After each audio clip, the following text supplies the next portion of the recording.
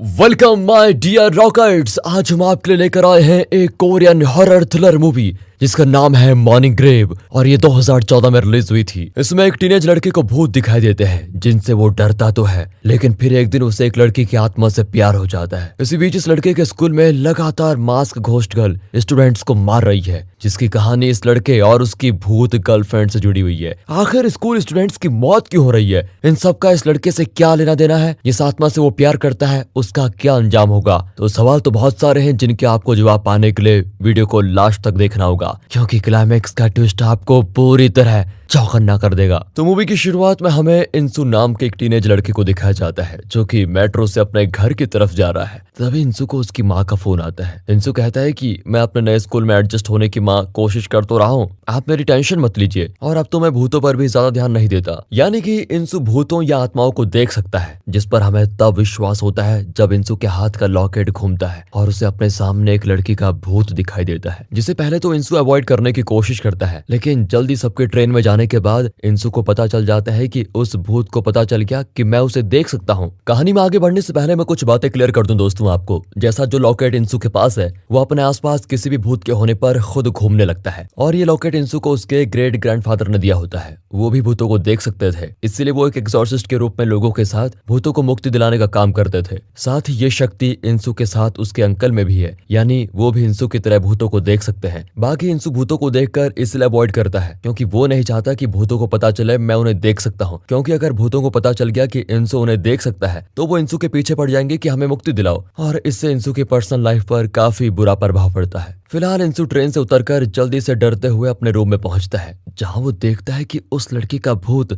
उसके पीछे पीछे यहाँ आ गया है, जो कि इंसू के कंधे पर बैठकर उससे मदद करने को कहती है। इसके बाद इंसू उस लड़की की बॉडी के बारे में पुलिस को बता देता है, जिसकी बॉडी को पुलिस रिकवर कर लेती है, और अपनी ही लाश को देखकर उस लड़की की आत्मा काफी जोर से रोती है, जिसका ये दर्द इंसू से देखा नहीं जाता। इसलिए वो अगले ही दिन अपने अंकल को कॉल करके बुलाता है कि मैं आपके पास आ रहा हूँ और अब मैं वहीं से अपनी आगे की पढ़ाई पूरी करूंगा। अंकल उससे कहते हैं कि हम दोनों को भूत दिखाई देते हैं, अगर हम साथ रहे तो ये घर भूतों से भर जाएगा। साथ ही तुम आखिर कब तक भूतों की वजह से अपने स्कूल्स को बदलते रहोगे, तुम जहाँ भी जाओगे वो तुम्हें हर जगह दिखेंगे, इसलिए तुम्हें उन्हें सिर्फ नजरअंदाज करना होगा और कुछ नहीं। अब जब इंसू अंकल की ये सारी बात सुन रहा होता है तो वहाँ हम देखते हैं कि एक बच्चे का भूत उससे घूर रहा होता है, पर इंसू उसकी तरफ ज्यादा ध्यान नहीं देता और अपने अंकल से कहता है कि मैं अपने स्कूल में ट्रांसफर एप्लीकेशन दे गया हूँ, तो मैं आपके पास आ ही रहा हूँ। फिर हम इंसू को बस से अपने अंकल के टाउन में जाते हुए देखते हैं, जहाँ उसे एक बहुत ही प्यारी सी लड़की दिखाई देती है जो कि इंसू को देखकर अच्छी स्माइल करती है। लेकिन इंसू उस पर ध्यान नहीं देता है, बल्कि पहले वो ही उसको देख रहा था। दरअसल इंसू समझ चुका है कि ये लड़की भी भूत है, इसलिए वो उसे अवॉइड कर रहा है। फिर हम इंसू को उसके अंकल के घर में देखते हैं, जिनके घर के दरवाजे पर कुछ तलिस्मस लगे हुए हैं ताकि कोई भी भूत घर के अंदर दाखिल न हो पाए। यही वजह है कि उसके अंकल जितना कम हो सके उतना ही घर के बाहर निकलते हैं। यहाँ इंसू उनसे बातों ही बातों में बता देता है कि मैं मॉम के साथ अमेरिका भी शिफ्ट हुआ था,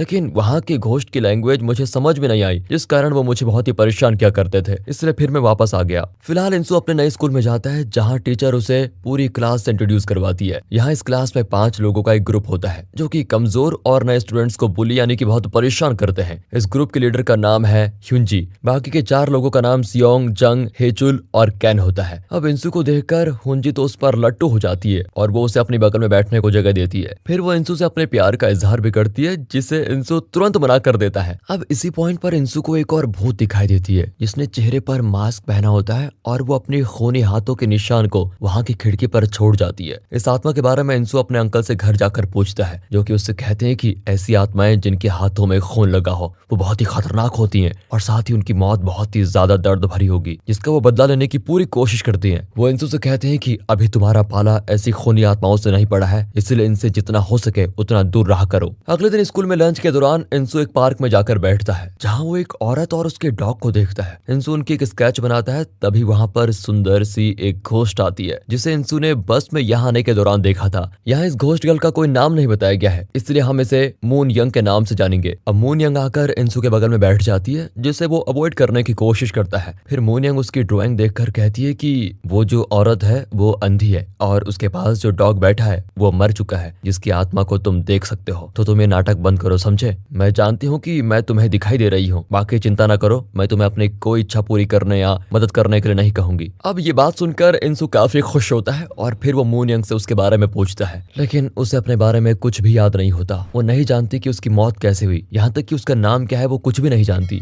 इसी बीच हमें घर को दिखाया जाता है जहाँ कोई एक डॉग को बुरी तरह मार देता है और उसका खून सियोंग की फोटो पर गिरता है। तो वहीं स्कूल में कैन और हेचुल इंसू को धमकी देने आते हैं कि वो हुंजोई से दूर रहे। इस पर इंसू उसे कहता है कि मुझे उसमें कोई इंटरेस्ट नहीं है, अगर समझाना है तो उसे जाकर समझाओ, वही तो मेरे बगल में बैठती है। अब इस पर हेचुल धक्का देकर उसे गिरा देता है और कहता है कि जानते हो ना, मैं एलिमेंट्री स्कूल में तुम्हारे साथ पढ़ा था, जहाँ तुम्हें एक लड़की का भूत दिखाई देता था। अब यहाँ फ्लैशबैक के जरिए हमें दिखाया जाता है कि जब इंसू एलिमेंट्री स्कूल में था तो उसे किम नाम की एक बच्ची की आत्मा दिखाई दी थी, जो कि इंसू का पहला प्यार भी था। वो इंसू से हमेशा कहती रहती थी कि मैं पानी में डूब रही हूँ और वहाँ सांस नहीं ले पा रही हूँ। फिर इंसू इस बारे में अपने टीचर से बताता है और इसके बाद उस बच्ची की बॉडी पुलिस को इंसू की बताई लोकेशन पर मिल जाती है। ये सारी बातें याद करने के बाद हेचुल इंसू से कहता है कि अगर तू हुंजी से दूर नहीं रहा तो मैं सारे स्कूल में तेरी भूत दिखने वाली बीमारी के बारे में सबको बता दूंगा। ये कहकर वो चला जाता है। फिर स्कूल के बाद हम सियोंग को देखते हैं, जो कि अपने खोए हुए डॉग को ढूंढने की पूरी कोशिश करती है। तभी उसे हुंजी और जंग आकर डरा देती है, जिसके बाद सियोंग अपने घर जाती है, जहाँ उसको एक पैकेट लटका हुआ दिखाई देता है, जो कि अचानक से फट जाता है और उसमें से खून निकलकर सियोंग के पूरे चेहरे पे लग जाता है, जिसे जब सियोंग जल्दी से धोने की कोशिश करती है तभी उसके सामने वही मास्क वाली भूत अपना मास्क उतार के आ जाती है, जिसको देखकर सियोंग के मुंह में साही नाम निकलता है, यानी कि इसका नाम साही है और उसे सियोंग अच्छे से जानती है। सियोंग डर के मारे पीछे हटती है, तभी कोई दरवाजा बंद कर देता है। अगली सुबह स्कूल में हेचुल हुंजी से कहता है कि लगता है सियोंग दोबारा घर भाग गई है, क्योंकि वो दिखाई नहीं दे रही है। ये बात सुनकर हुंजी के चेहरे पर हम टेंशन को साफ देख सकते हैं। वहीं बेचारी सियोंग एक जगह बंधी पड़ी होती है, जो देखती है कि कोई बहुत ही बुरी तरह से दरवाजा पीट रहा है, जिससे वो काफी ज्यादा डर जाती है। दूसरी तरफ हम इंसू को देखते हैं, जो कि मून यंग के साथ बैठा होता है। तभी वो देखता है कि हेचुल एक लड़के को बुरी तरह मार रहा है, जो देखकर मून यंग उससे कहती है कि तुम इन लोगों के खिलाफ कुछ करते क्यों नहीं। जवाब में इंसू कहता है कि मैं भला क्या ही कर सकता हूँ। इस दौरान मून यंग डरते हुए कहती है वो भूत वाली मास्क लड़की बहुत खतरनाक है, और इतना कहने के बाद वो डर के भाग जाती है। उसी रात इंसू अपने अंकल से कहता है कि मैं बहुत बड़ा कायर हूँ, अभी मैं उस बुली गैंग के खिलाफ आवाज भी नहीं उठा पाता, और तो और जब मैं छोटा था तब इसी डर की वजह से मैंने किम के कातिल के बारे में बताने में बहुत देरी की, जबकि किम की आत्मा ने मुझे पहले ही बता दिया था। अब अंकल कहते हैं कि देखो, उस वक्त तुम बहुत छोटे थे और जो भी कर सकते थे वो तुमने किया। अगले दिन इंसू के अंदर न जाने कहां से हिम्मत आ जाती है। वो हुंजी को एक लड़के को परेशान करने से रोकता है, जो कि इंसू से कुछ नहीं कहती, और इससे इंसू में कॉन्फिडेंस आ जाता है और वो मून यंग से कहता है कि जानती हो, मुझे हमेशा इस बात का अफसोस रहता है कि मैंने किम के कातिल के बारे में उस वक्त क्यों नहीं बताया, जबकि मुझे किम ने बता दिया था। यही वजह थी कि मैंने उस दौरान पहली बार स्कूल ट्रांसफर किया, जो कि खुद मेरी मॉम ने करवाया था, और हम दूसरी जगह रहने के लिए चले गए। पर आज मुझे मौका मिला तो किम के पिता से मैं माफी मांगने जरूर जाऊंगा। वो किम के घर पहुंचकर उसके पिता से माफी मांगता है, जिस पर वो इंसू से कहते हैं कि तुमने उस वक्त एक बच्चे होकर जो किया वो काफी है, तुमने कम से कम उसकी बॉडी के बारे में हमें बताया तो यही काफी था बेटा। यहाँ मून यंग और इंसू को किम दिखती है, जिसकी आत्मा इनसे गुड बाय करते हुए गायब हो जाती है। इंसू के दिल से एक बहुत बड़ा बोझ निकल चुका है, इसलिए वो मून यंग के साथ कुछ प्यार भरे पल बिताता है। तो वहीं रात के वक्त स्कूल में जंग और कैन जंग का मोबाइल टीचर की ड्रॉट से लेने के लिए पहुंच जाते हैं, क्योंकि सुबह जंग का मोबाइल टीचर ने छीन लिया था। अब जंग को अपना मोबाइल तो मिल जाता है, लेकिन उसके बाद यहाँ साई की आत्मा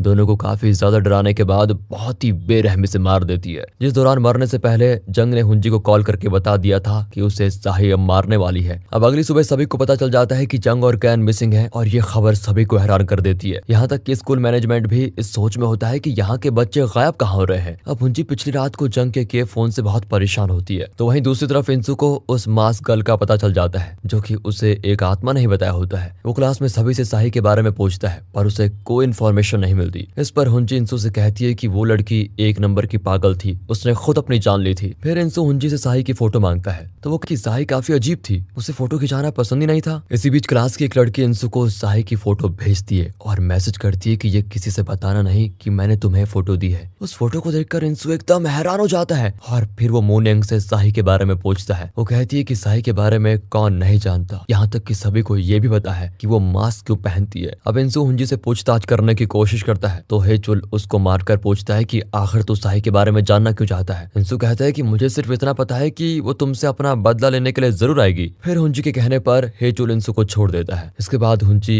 हेचुल से कहती है, मुझे ऐसा लगता है कि साही के पिता ही सभी को किडनैप कर रहे हैं। शायद तुम्हें याद होगा कि साही के फ्यूनरल में वो हम सभी लोगों को कैसे घूर रहे थे, इसलिए अब अपने सवालों का जवाब पाने और साही के पिता को सबक सिखाने के लिए वो दोनों उसके घर जाने का फैसला करते हैं। उधर जब इंसु अपने अंकल को साही के बारे में बताता है तो इस पर अंकल उससे कहते हैं कि कभी कभी इंसानों की तरह भूतों को भी स्प्लिट पर्सनालिटी डिसऑर्डर हो जाता है, क्योंकि उन्हें किसी ने मारने से पहले बहुत सताया होता है। अब इसी दौरान इंसु को हुंजी का मैसेज आता है जो उसे तुरंत साही के पिता के घर आने के लिए कहती है, लेकिन उसके अंकल उसको जाने से रोकते हैं। अब इंसु हुंजी की जान बचाना चाहता है, लेकिन इंसु अंकल को कहता है कि मुझे किसी भी तरह हुंजी की जान बचानी होगी। ये देखकर वो इंसु को उसके ग्रेट ग्रैंडफादर का एक खंजर दे देते हैं जिससे भूतों को मारा जा सकता है। इधर साही के घर में हुंजी और हेचुल को साही की आत्मा काफी डराती है। फिर वो अपने पिता की बॉडी के अंदर जाकर दोनों को ही मार डालती है, जिनके मरने के बाद इंसु यहाँ पहुंचता है जो कि साही के पिता को मदहोश हालत में घर से बाहर निकलते हुए देखता है। अब इंसु को अपने क्लासमेट्स की लाशों के साथ साही की लाश भी मिलती है जिसे उसके पिता ने संभाल कर रखा हुआ है। और जब इंसु उसके चेहरे से मास्क हटाता है तो पता चलता है कि साही और मूनयंग एक ही है, बस ये एक आत्मा के दो अलग रूप हैं। मूनयंग अच्छी है जो कि इंसु से मिली और साही